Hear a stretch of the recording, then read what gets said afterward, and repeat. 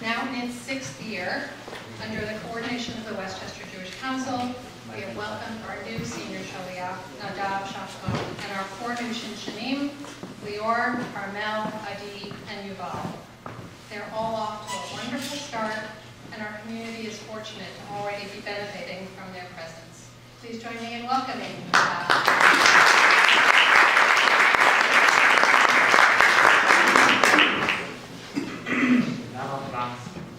Thank you very much. So, you hear me now? Okay, yes. So, I'm from Tel Aviv, and I always ask, is this weather gonna continue? Is this gonna get even worse? And I mean, is this the coldest as it gets? And everyone's like, nah. And I'm like, look, this is really hard for us. So, us Israelis, I'm Tel Avivian. I need my heat. I need my warm weather. So, I guess I'm going to wait. I'm going to thank you guys for coming tonight. Even though it's a rainy day, even though it's a cold day, you made the effort because it was important to you, and you came down here to listen and to be part of this event. So I truly, truly appreciate it. So, Kacha, I'm going to tap into what Galit said in regards to what's going on in the South. So as many of you heard, and as we just heard now, the last few days have been very difficult to settlements around Gaza. Hundreds of rockets have been launched towards Israeli settlements in the south of Israel, which have made their life a nightmare. And this has been happening over and over and over again. Many Israeli civilians spent the last few days in bomb shelters, and school has been canceled.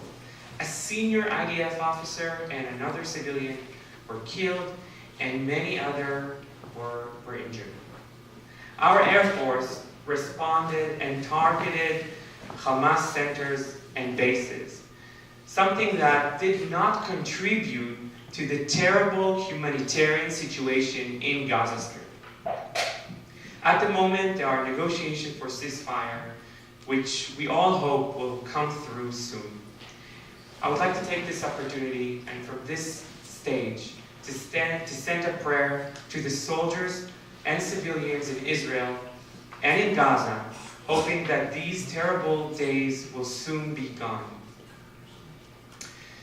Tonight, we're focusing on the heroes of the IDF, and we pray and we pay tribute to their devotion in the battle.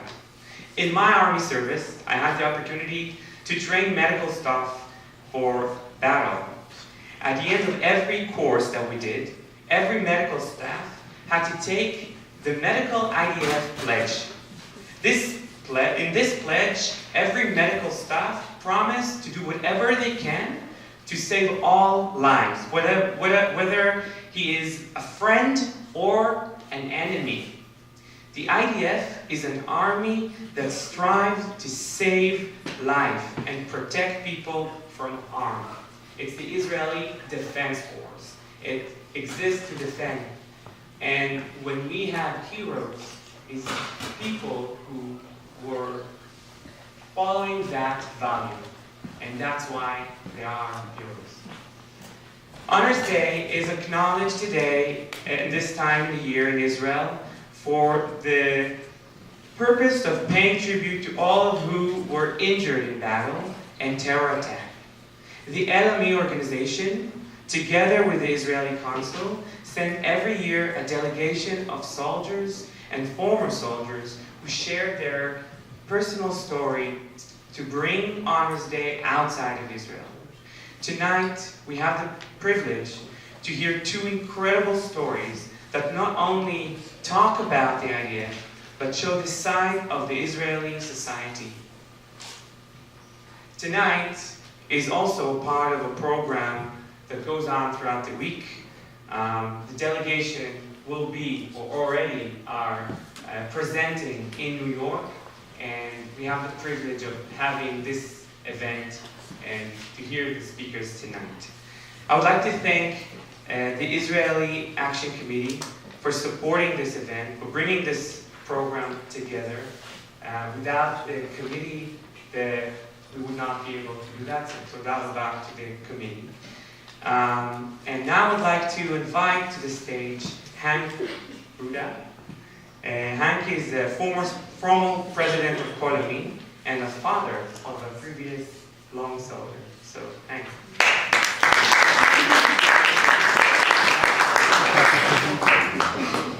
Good evening.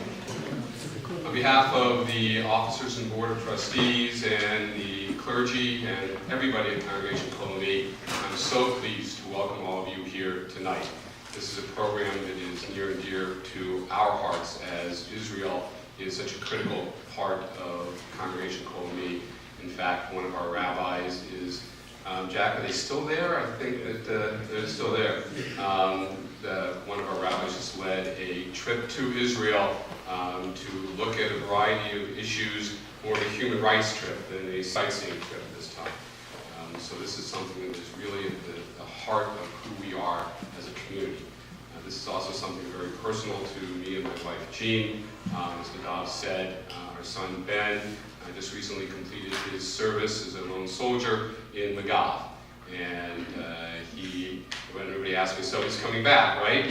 And my response is, maybe. I give it a 50-50 shot, because the one thing that I've learned from him is his love of Israel and the love of the Israeli people. And I'm not just talking about the pretty young girls, I'm talking about all the Israeli people and what Israel stands for.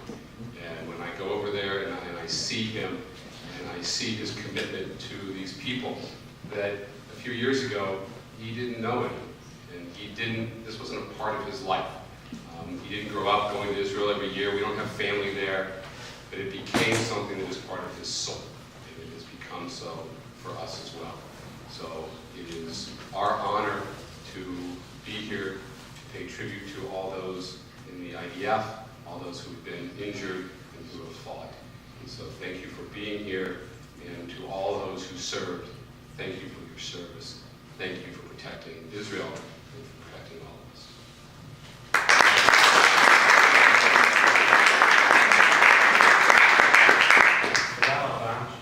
So as we mentioned before, this evening would not have happened without the Israel Action Committee. It's a coalition from the 5 synagogues of White Plains.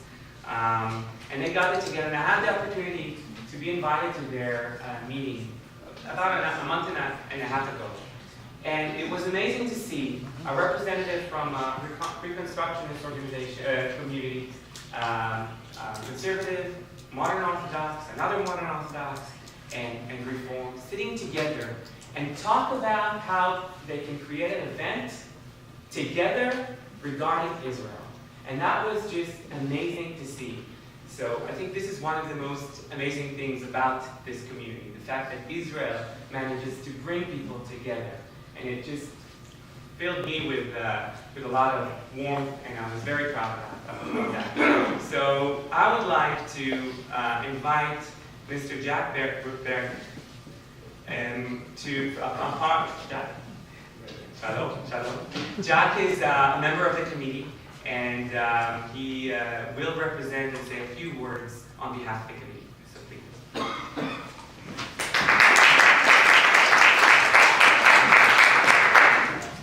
Welcome, everyone. So about 5 years ago, I was elected to the Board of Trustees of Kolami, and I didn't have any assignment.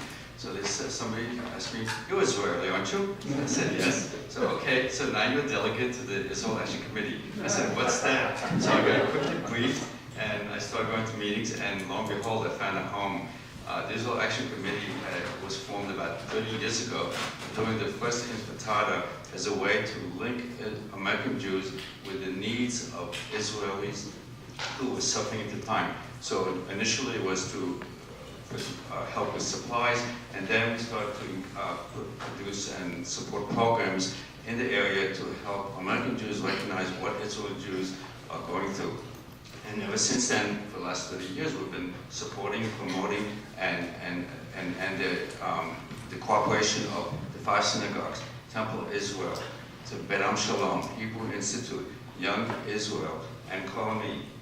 And our president is Gatu Flaxo, he's somewhere here, and Moshe Rimsky, and Alice Septimitz, and Dean Unger, who I don't think was able to make it tonight. But in addition, I would like to say one more thing. Israel is our home, wherever you live, and wherever you are, Israel is always our home. And to that point, what Khalid was saying earlier is that without the Israel Defense Forces, our home would be in danger.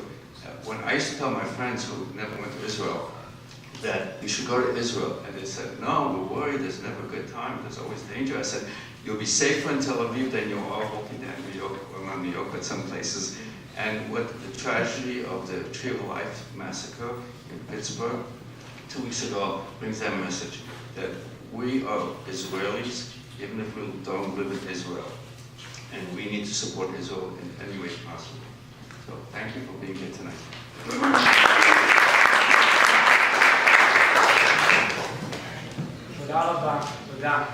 So we would like to start our evening, and I would like to present the first speaker. But before that, I'd like to show you a video. The first speaker, I think his story goes far beyond the idea. It's a story about the Israeli society. It's a story about Aliyah. It's a story about how, coming from a very far place like Ethiopia, you have no option but surviving in Israel. And surviving meaning adjusting, being a part of. This story is, I found it to be unbelievable and amazing. And we will hear from Major Shlomi Berchem.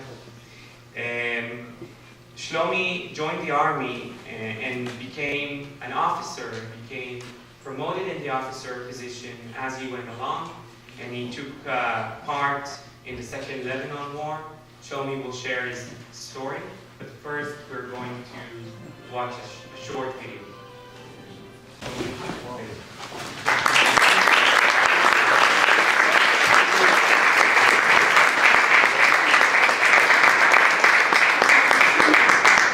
Good evening.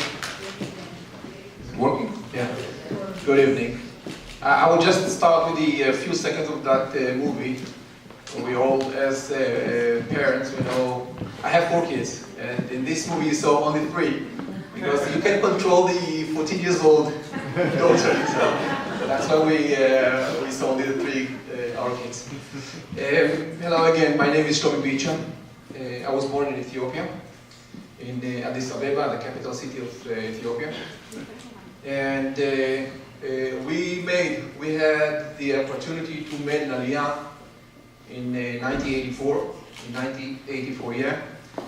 And I said that we had the opportunity to make Aliyah because my parents, they lived in Addis Ababa, had some connection with 2 great Americans who live in Seattle, Sid Weiner and Eli Halperin.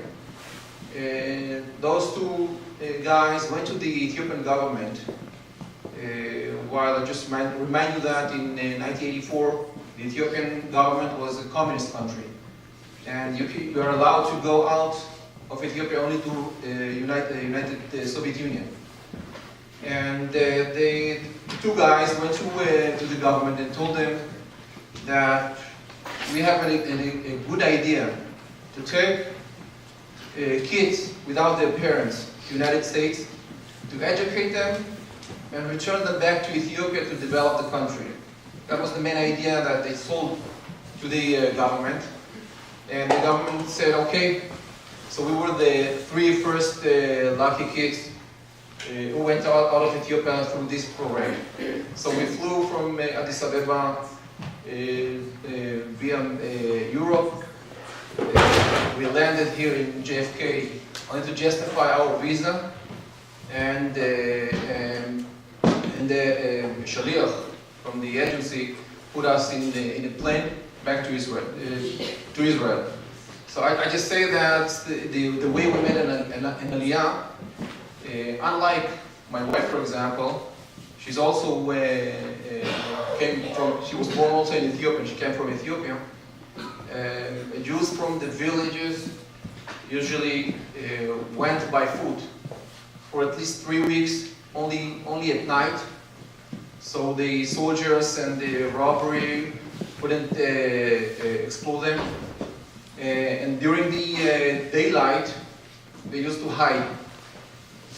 My wife, particularly, she was after 3 months, after 3 weeks of walking by foot and losing her mother, they stayed in the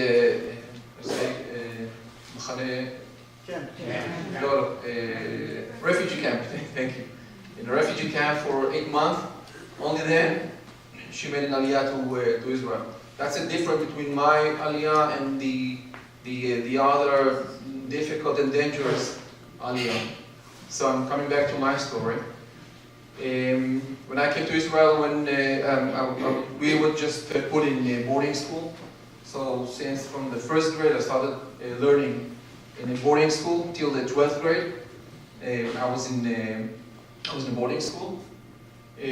All that time, most of the time, we were in Israel without our parents. They made an aliyah only 7 years later, but my parents were so old. My father went back to Ethiopia after a half year in Israel, and my mother joined him after a year. So we started without our parents, and we continued without my parents.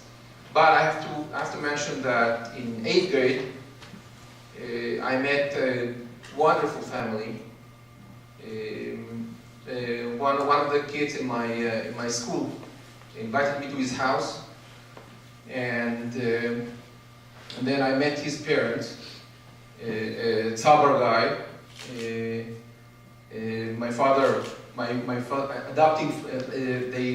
They suggested me, so they will adopt me. And I said, of course, I want to have a father and mother. So since then I have a Hungarian father and Polish mom, and another 5 brothers and sisters. So that was in 8th grade. Since then, I have to mention that even though today my kids call them grandpa and grandma, Savta Elisheva and Saba Moshe, we have a great relationship. So the part of the parents, I got some relation with parents. When I was about to join the army, I knew, as I said in this movie, that for the last 12 years I really had somebody I could trust in. I mean, by saying somebody, for me, I just can't pull out my credit card and pay to the country. So I decided to pay it by my way, which means to serve the country at least 12 years. So if you know that you are going to serve the army for a long time, I decided to be a leader. I decided to go to command. So I joined the army. I did some tests to be a pilot. Unfortunately, I failed. And then I joined the infantry, Nachal Brigade. In the brigade, I started as a fighter, and then commander, and then officer, till I became a company commander. And in my 11th year, 2006, the Second Lebanon War started. So it started, as you know, first by kidnapping a soldier in Gaza Strip. So at that time I knew that my company will go to Gaza Strip. And unfortunately, 2 weeks later, the Hezbollah kidnapped another 2 soldiers. And then I knew, this time I'm sure going with my company to Lebanon. And then we just stayed for almost a week. letting the Israeli Air Force doing his job, try to destroy as much as possible in South Lebanon. And then I just got a call from my I say it's gun, vice, Salomon Bey, deputy command. Come back very fast. We are going all to Lebanon. So we organized as fast as possible and go up north. And this time, I just want to describe you a little bit to let you to understand what kind of enemy do we deal with. So we went inside in Lebanon and entered to one of the houses. You could see that a yard seems like a typical yard. You go in that yard and you can see some toys, some kids' toys, bicycle or something like that. We entered the house. You could see it looks like an ordinary house. They got kitchen, they got living room, they got bedroom. Most of the furniture were new even, with the plastic. And when we go downstairs, one floor, we found a huge gun that his range is more or less half mile to a mile more or less, and it was aimed to kibbutz Misgavan. And this gun was in the middle of the room. Whenever a terrorist guy wants to shoot Misgavan, the only thing you have to do is to push it through the window, shoot it, and pull it back inside the room, so you can discover it. So that was our enemy. We had to deal, and I know, because I was taught and I'm teaching my soldiers to be humanized, not to harm innocent people. Only on that time it was uniformed guys inside the Lebanon. So in one of the cases, we had ambushed in the house by a Hezbollah terrorist. It was my fortune that I got only 6 very lightly wounded soldiers from my company, and I was injured seriously.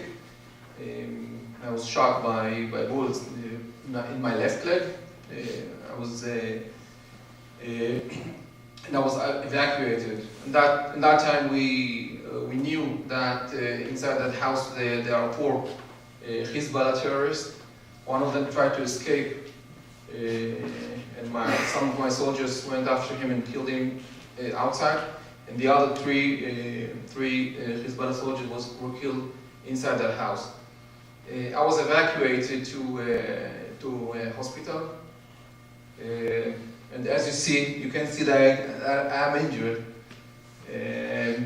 I did recover only for 3 months in the hospital, and then I went back doing some physical therapy for another almost 10 months.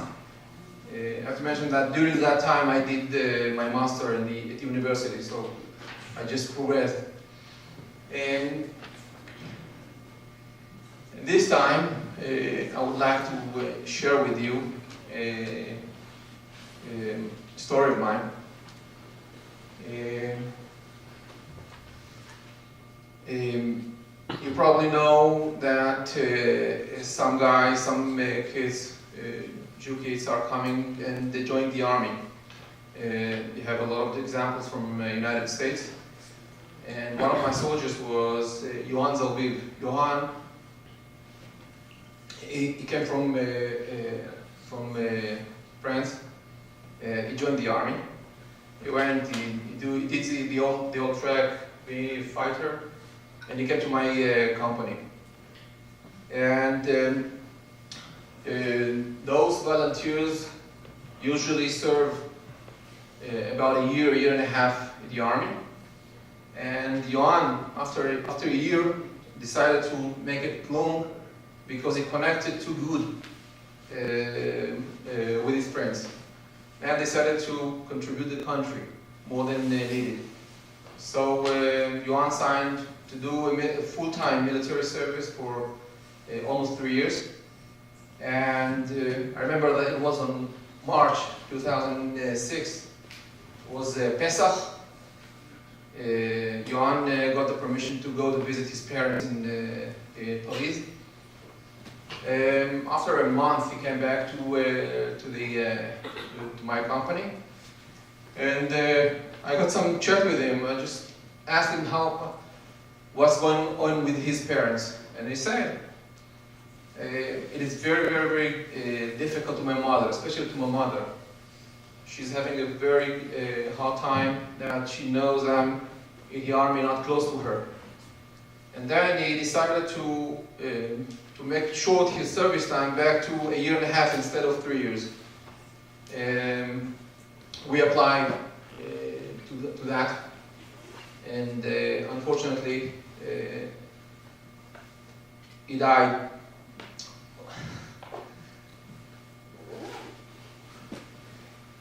While I was at the hospital. And I mentioned this story because even though I think I'm a Zionist, and I serve my country,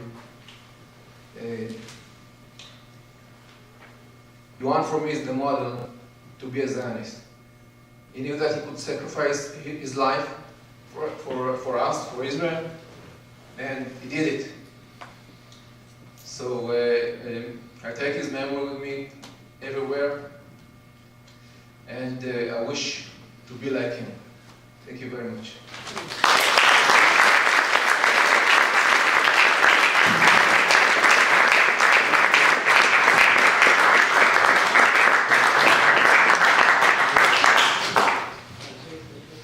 Now about Shobi. Now after this very honest and emotional story, we really appreciate that. We're taking a breath for a second. I'm going to present the next speaker. Our next speaker, is a part of the history of Israel. When I was a little boy at school, I learned about him, and me and my friends were inspired by his story. Avigdor Kaalani. That's a name that almost every Israeli that I know would recognize. Kaalani is a hero. He served in Chativa Sheva, a unit that I served. Followed after. He served in 6-Day War when he got injured. He's gonna tell you about it, and you're gonna see it. And then he didn't give up. After the war, he survived, and they decided that he's going back to the army. And in the Yom Kippur War, he was serving back, taking a lead, and went back to the army, leading one of the most incredible battles of the history of the IDF. A battle that, thanks to him and his unit and his leadership, the battle stopped the Syrian army from moving forward and maybe taking over the Galilee during that war. So I'm privileged and honored to welcome Kaalani to this meeting tonight, and I'm going to show you a video before. Bear with me, it's a little bit logistic, so 1 minute.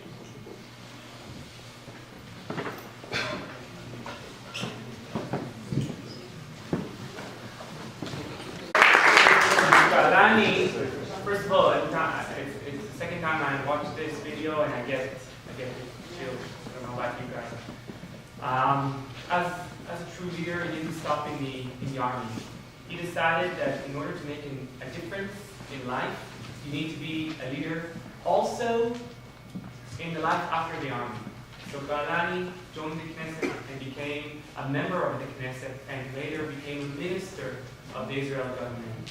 So, ladies and gentlemen, I'm honored to welcome General and Mr. Kaalani.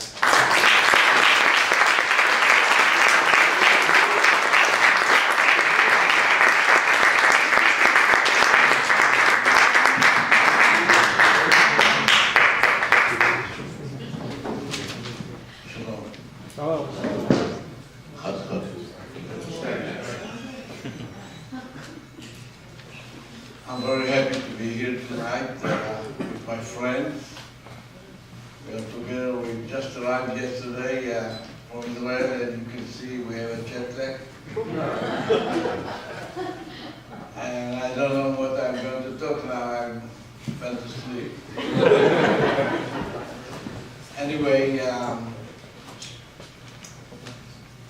you know, there is a saying in our country that before you talk with somebody, you have to look for his roots.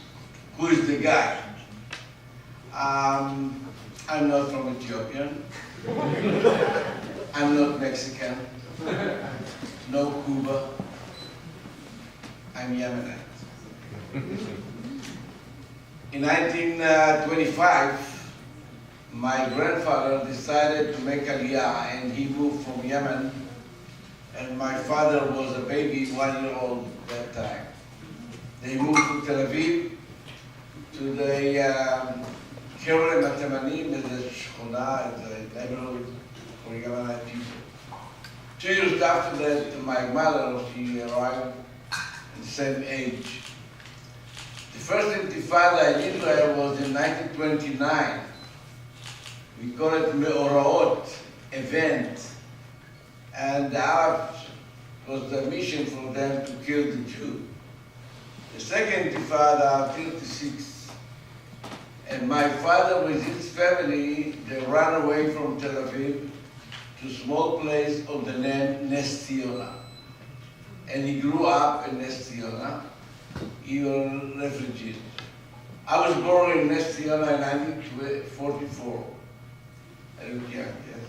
Because I'm Yemenite. Anyway, I used to play in my backyard with my friend, a Palestinian child. We used to go together to the kindergarten, and I grew up there. In 1948, my father, he went to the combat in Independence War. 49, he came back, he said, look, my oldest son, I have a present for you. Asked him which kind of present you give me. He said, from today, you have a homeland. From today, we have a flag, we have a country, we have a border between us and our neighbors. And you know what? It was written in the Bible, it's going to be quiet for 40 years. We have a joke in our country. Just give us 2 weeks. And when he gave me the present, he was a little bit naive, not because he's naive. He thought that he achieved a dream. For years after the Holocaust, everybody was ready to come to Israel. Nobody would stop them coming from Israel to Israel. And he didn't know that he's going to fight again in 1956 in the war on Sinai.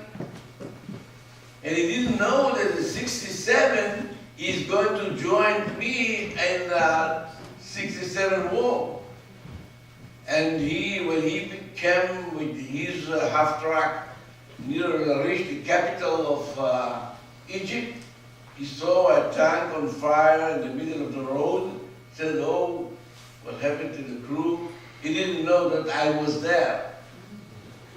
And when he arrived to the hospital, the doctor told him, there is no chance that your son survived. You saw the movie, 60% of my body was the highest degree that Israeli saved in the 67 war. Most of them is the 3-degree skin graft, the 10th degree.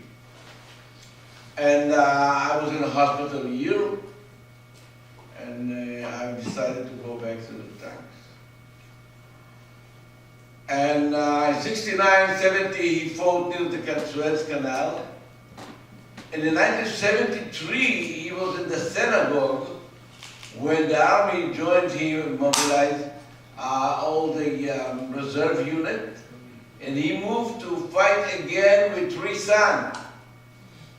Do you know anybody in the world that the father fight with his sons together in the same war? Just Israel. After 2 weeks, when he was close to the Suez Canal, his commander told him, go home. He said, what for? He said, don't ask questions, go home. And he realized that something happened. He said, who is it? He said, don't ask questions, go home. And he drove all the way home, and he asked, who is it?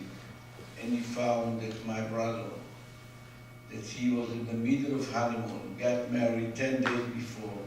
His name was Emmanuel. He was killed. He was tank commander. At that time, when the parents of my wife were sitting together Shiva in my house, the people from the army came to them and told them to go home. And they asked, who is it? He said, Ilan. Ilan Shmaya is the second son they lost during the war. I'm not naive. I didn't promise my kids it's going to be quiet. I have 3 children, 2 sons, tank commander, and my daughter, she's 7th Armor. And this is the habit in our country. Kohelet said, Dor holech v'dor ba v'ha'aretz le'olam omedet. One generation go, one generation come, and the country stayed forever to stay. I grew up in a very poor house. We didn't have money to send me to high school. I used to be, at that time, I started to be a mechanic. When I joined the army, I just asked them to be a fighter. And I promoted like officer, and I studied German for 2 months, and battle tanks, American tanks, and I became a platoon, company commander. The hard decision for me was to go back to the tank. I've done 17 operations. You don't see anything, everything is covered. 17 operations, 12 Stinger operations. And after a year, I've decided to go. I changed my medical profile. I know that you have some people that serve in the army. The medical profile in Israel, the highest is 97. This is the highest. Why is it not 100? Because of the Brit Milah, yes?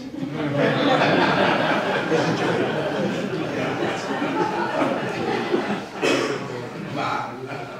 Brit Milah is just 3%. Okay.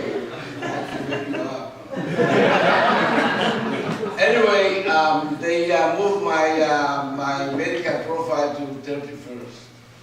It almost died. And I took the paper, I cleaned it up, I wrote 97. And I moved to the paratrooper course, I jumped 12 times instead of 3. And I decided to go back to the tank. I became battalion commander. Few words about Yom Kippur War. You know, if you are in Israel and you want to talk with the God, it's a local call. Well, it's Israel. And you know, 10 days before the war started, they called me from Sinai, far away, and to the Golan Heights with my tanks. 10 days before. It means it's Rosh Hashanah. This is the holy day. Somebody knew 10 days before this is going to be a war, and they bring 44 tanks from Sinai all the way to the Golan Heights far away. You know, how I know that we have a God and protect us? If he wanted to destroy Israel, he could start the war in Rosh Hashanah, and the New Year holiday. We had 4 days vacation. In Israel, I know in America you move the Washington Day to the weekend. You can celebrate and make the weekend a long weekend. In Israel it's not happened. We cannot move that. And we had 4-day vacation. And everybody in our country took the barbecue and they traveled all over. If they start the war in the Rosh Hashanah, it's mean nobody was at home that time. And to start mobilization in our country is mission impossible. And the God decided to do it in the Yom Kippur. Is recommended by the Soviet Union. And Yom Kippur is the best day for mobilization.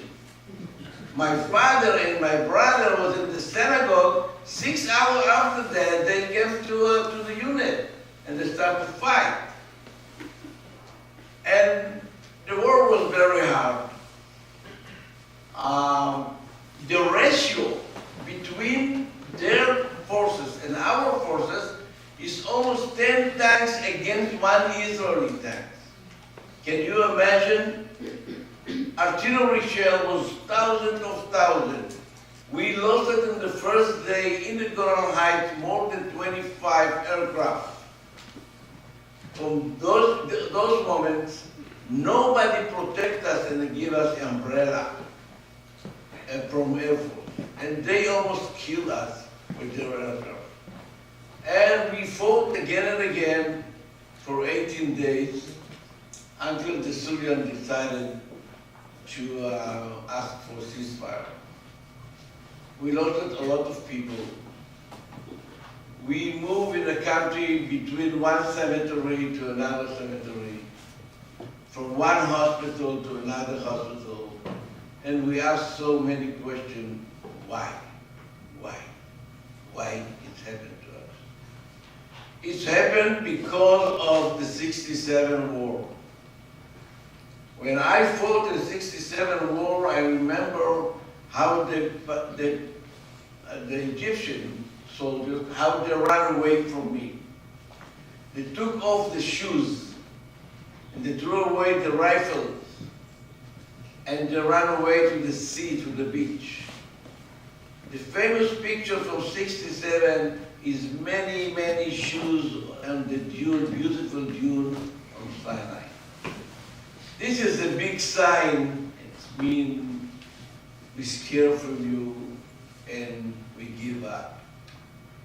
What happened to our leaders during all the days until the war started, they remember the picture, the shoes on the dune. They had to do one decision, start mobilization, and we did it. You can see even yesterday, they shot a lot of rockets to Israel, and we have a contact all the time with our country. We suffer to be here now, to feel what's going on. I have grandchildren now in the army. I became, by mistake, Knesset member. I became, by mistake, Minister of Public Security. You know, I met Arafat twice. He fell in love with me because I was so handsome at that time. And we talked. And I told him, look, let's have peace. I'm not a exciting guy. I lost most of my friends, lost my brother. Let's have peace. He smiled, we took many pictures. I invited Abu Mazen. He was in my home, living room, and we talked.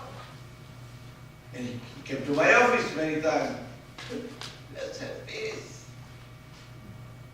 We have peace. No. What? Hate us. Hate me. No, I'm a very nice guy. My mother, she used to tell me that I'm very handsome and very nice. And I'm not talking not about me, about the Jew. Why? Why? and we really want and ready to withdraw. You know, people talk in the radio and many, many things. And we know that. And who's praying to Jerusalem 3 times a day? We. Did you see they mention in Quran Jerusalem? No. No. Who said every day, Oseh Shalom bimromav, hu yaseh Shalom aleinu? We. Us.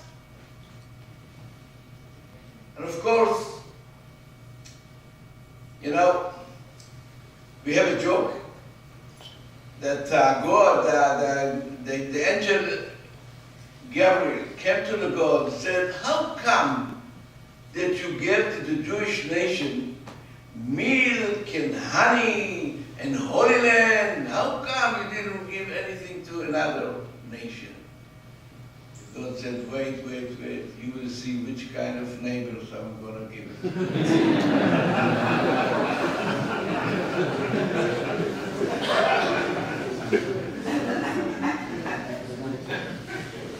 We don't have a spare country. I asked Trump if he's ready to give us visa. He said, no. I just moved to Jerusalem, the embassy, it's enough for you. And we know, you know, how we survive is the educational system in our country. I give you a small story and I stop. It was a moment in the Golan Heights that I was the only commander, I was alone. I saw over the hills, I describe it a little bit. Over the 160 tanks coming to the hill.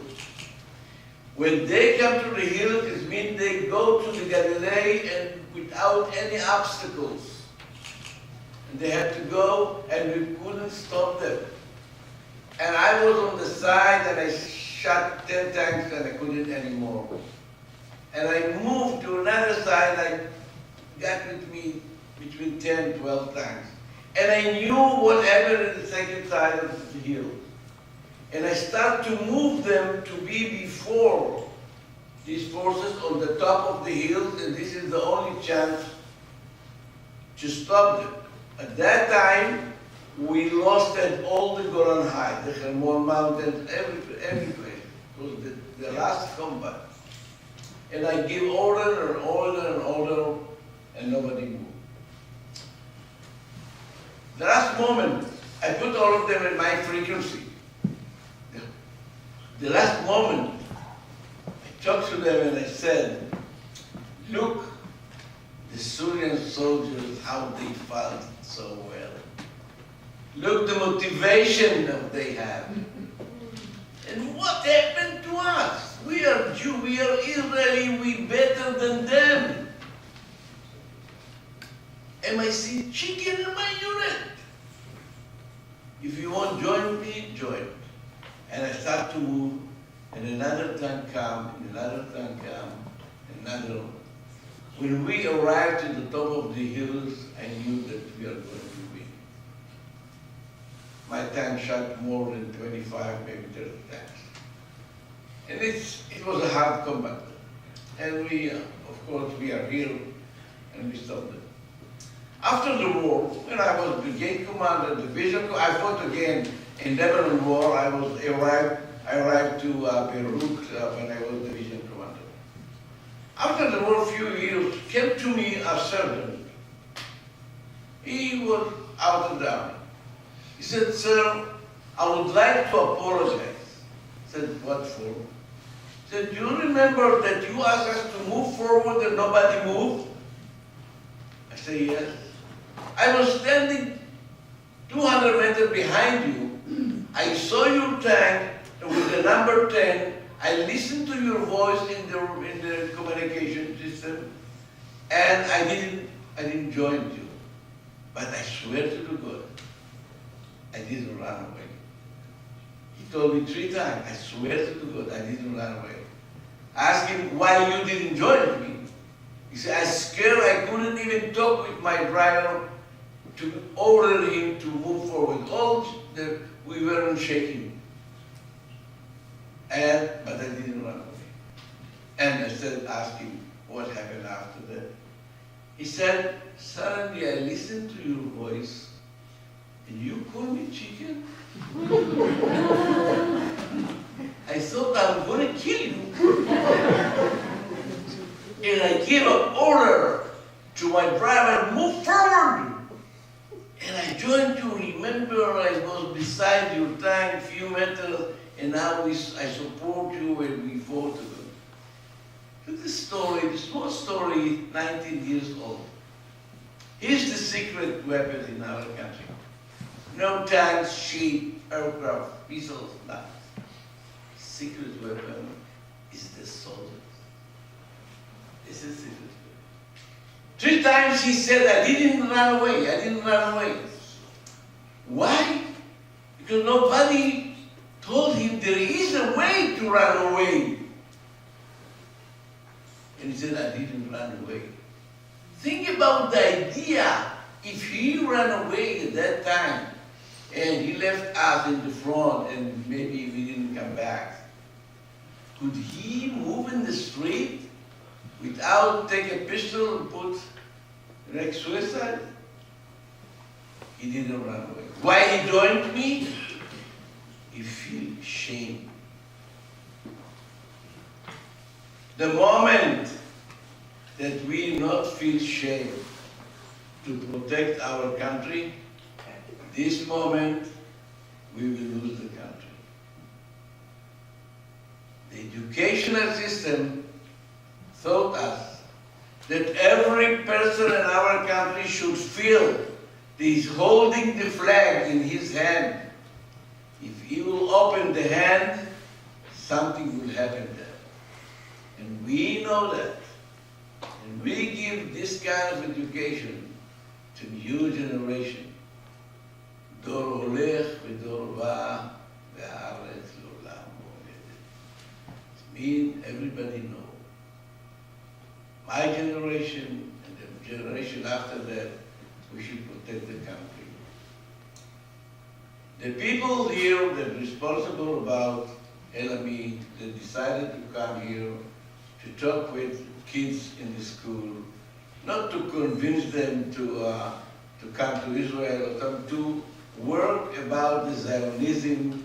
Is not a bad name, Zionism, and this is the reason that we are here, and we have decided to take those people badly wounded during the war. We have few people here, you didn't see them, bring them here, and those people, they are the example of the best soldier in our country.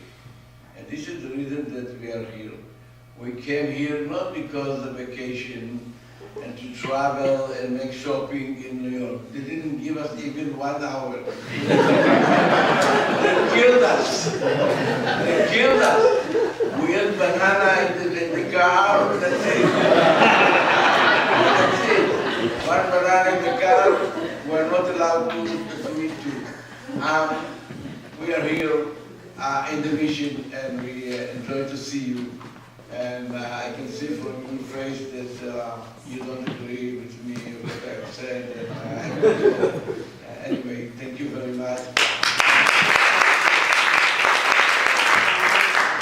Every Jew in the world should have 1 block or rock on the well of our country. It doesn't matter where we are living. Thank you very much.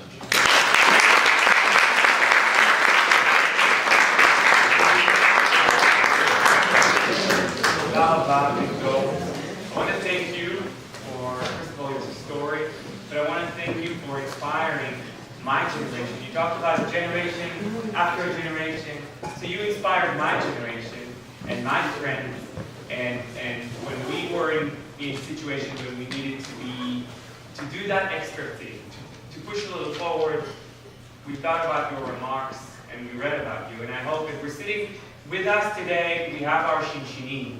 Shinshinim is the gap year program that we bring representatives. They come here to work at schools and they're going to go to the army. next year.